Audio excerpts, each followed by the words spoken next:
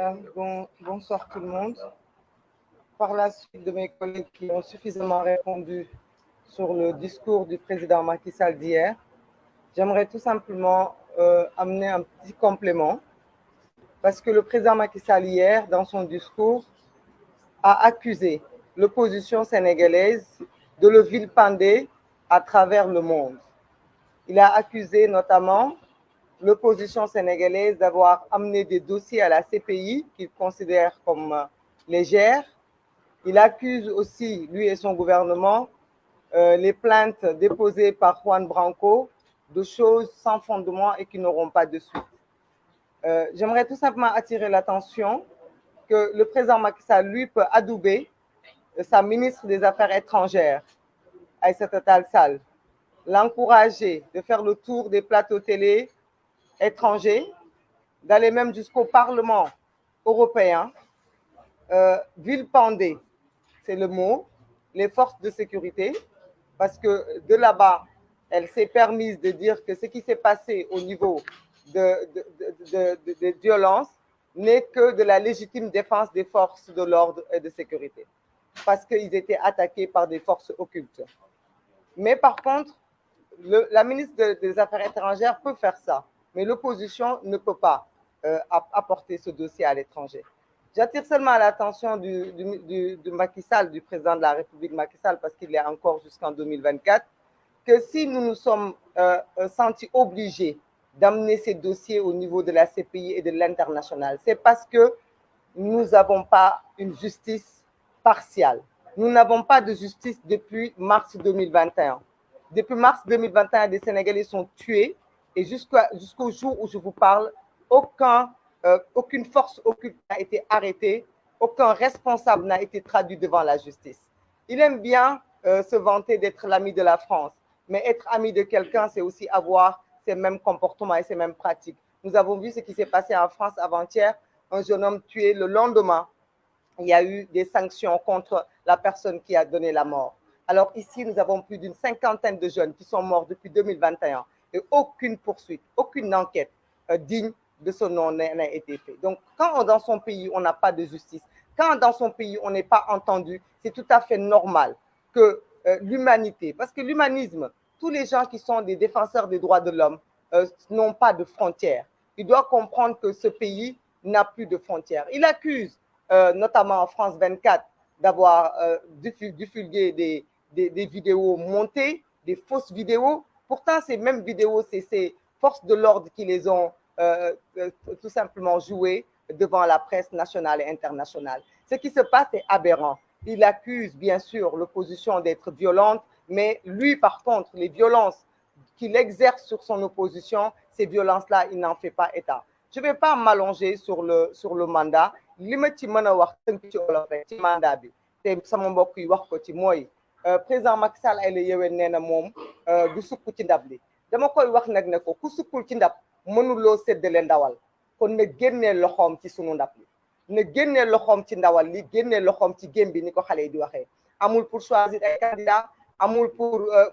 contrôler processus électoral amul pour influencer ñi nga xamante ne ñoom ñoo nekk ci processus boobu loolu yëpp yoonam nekku ci na ko ci génnee li may wax nag di ko tëjee mooy moom du bokk président loolu lañ wax fan yëpp ne nañ ko doo bokkam boobu tax na ba mu tëj ci ay nit raylu ci ay doomu jàmbur teg Sénégal ci fitna delloo suñu économie à terre ngal la nag doo bokkam boobu bu mu ko transformé ak da ngay bokk par force ndaxte nag doo bokk dafa gën a oyof da ngay bokk par force parce que fii am na ñoo xamante ne dañuy war a bokk par force donc na éviter doo bokk nekkat day bokk par force ndaxte nag day bokk par force bu fekkente ne dafa bëgg tere ay nit ñu bokk ci élection yi loolu moom lañ ko abonné donc nag bu fekkente ne dafa ni jàmm lay wut ñun de jàmm rek la ñuy wut sénégalais yëpp nañu xam ne wax dëgg yàlla lii mu def démb ñu ngi ko koy yéene woon nañ ko bu doon suñu sago mu def ko balaa démb bu ko defee mu génn par la grande porte gannaaw nag lii yëpp weesu na itam tey toll nañu fii jàmm nag li koy indi mooy mu respecter les engagements yi nga xam ne moo nekk engagement des chefs de l'État respecter le calendrier électoral parce que waxu ci te loolu dafa am solo bu respecter calendrier respecter ñi war a bokk processus bi jàmm rek am Sénégal ñëpp mën a vaquer à leur occupation maa ngi leen di jaajëfal. Merci Cheikh Tidiane Youm. Après Habib Sy va conclure.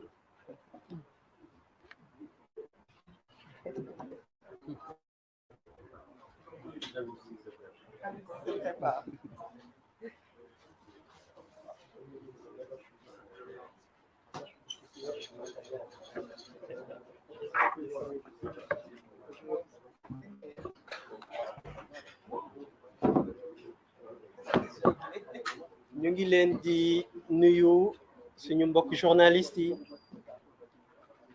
comme ni ko sama prédécesseur yi waxee conférence de presse su tey bi dafa nekk conférence de presse bu am solo waaye balaa ñuy sori ci wax ji dama jàpp ni ñi nga xam ne ni Macky Sall daf leen tëj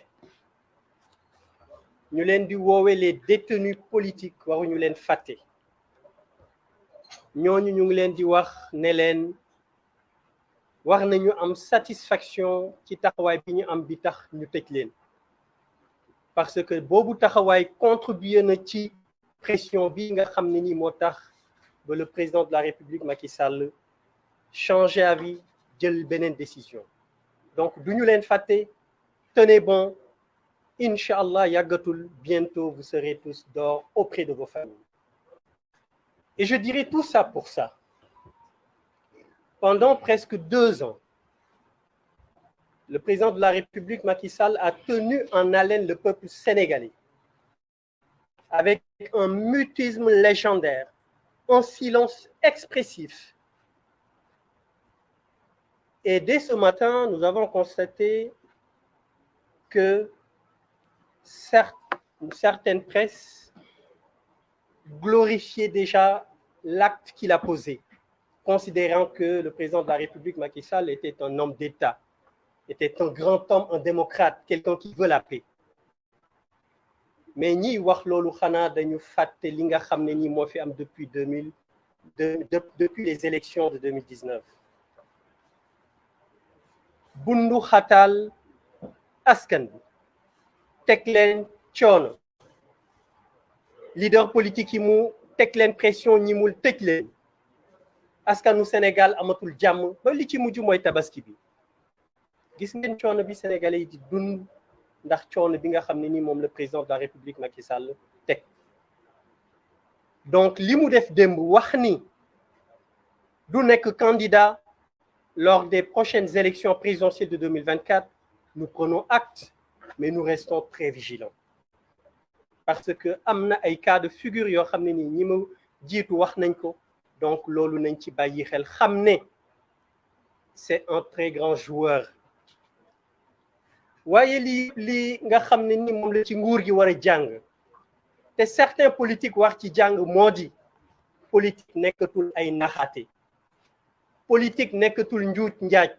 politique nekkatul ay deal politique nekkatul ay compromission sénégalais yi yeewu nañ xam nañ lan mooy politique xam nañ kii défendre seen intérêt ak kii défendrul seen intérêt donc ñi nga xam ne ni dañu yaakaar ne politique ay deal la ay njuuj njaaj la nax nañu seen bopp xam nañ ne sénégalais yi loolu dootul am politique bi nga xam ne ni moom la askan bi bëgg mooy politique bi basé ci éthique basé ci transparence basé ci respect loo wax boo dee njiit nga respecté ko bu fekkee ne am na loo gëm muy principe bu ñu doon dagg sa baat ci principe boobu ngay taxaw askan bi nangootul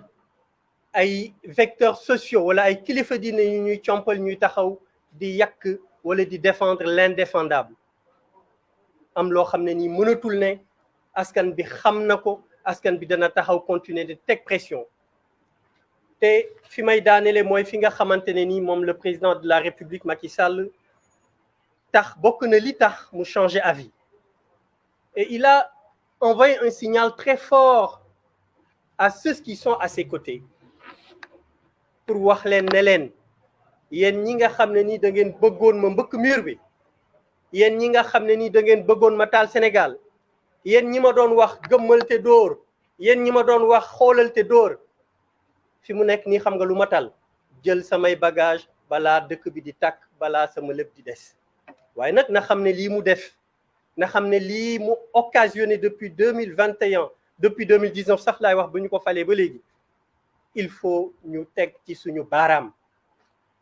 Présidence de la République maître Juan Branco wax na ko commandé na ay armes lu musul am ci Sénégal.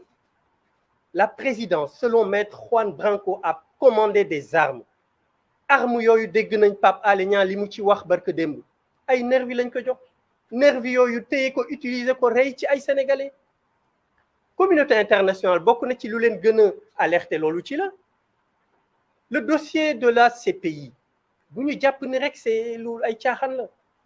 Président de la République su changer avis c'est parce que la pression elle était forte aussi bien au niveau national qu'au niveau international. Donc nag su ñëwee def une banalité ne man damay respecter constitution bi nga xamante ne ni man maa ko changé woon loolu jarul ñu ko ci tàccu. C'est une banalité. On prend acte. waaye nekk lu extraordinaire waroon na ko wax depuis très longtemps bu ko waxoon ñii fi dee du ñu dee bu ko waxoon ñii fi ñàkk seeni matériel en termes de marchandises du am waaye moom moo choisir garder mutisme garder ce silence pour continuer bàyyi sénégalais yi ñu nekk ci tension boo xam ne nii bu xamul woon kañ lay dakk yàlla def na dakkal na ko démb waaye it ñu ngi koy wax mi ngi woote dialogue ñun day tëjuñu bunti dialogue waxoon nañ ko duñu dem ci n'importe quel dialogue demuñu pour dealer su fekkee ne dafay woote pour des élections inclusives ñëpp bokk président Ousmane Sonko ñëpp Déthié Fall Soxna Aïda Mbodj Serigne Moustapha ñëpp bokk boobu dialogue ànd nañ ci mais dialogue boo xam ne da ngay ut caution pour écarter ñenn ñi boobu dialogue intéressé wuñu te ñu ngi wax sénégalais yi ñu rester vigilants. C'est pas parce que président de la République wax na rek ne du candidater une troisième fois que dañuy croiser les bras qu'on reste vigilant. Blocus bi am kër Ousmane Sonko na ko dindi teguwul ci dara bàyyi ko mu ñëw exercer ses activités politiques loolu nag Yewwi Askan Wi dina ci veiller et puis ñu wax sénégalais yi qui soient vigilants et qui restent alerte ba nga xamante ne nii lii fi am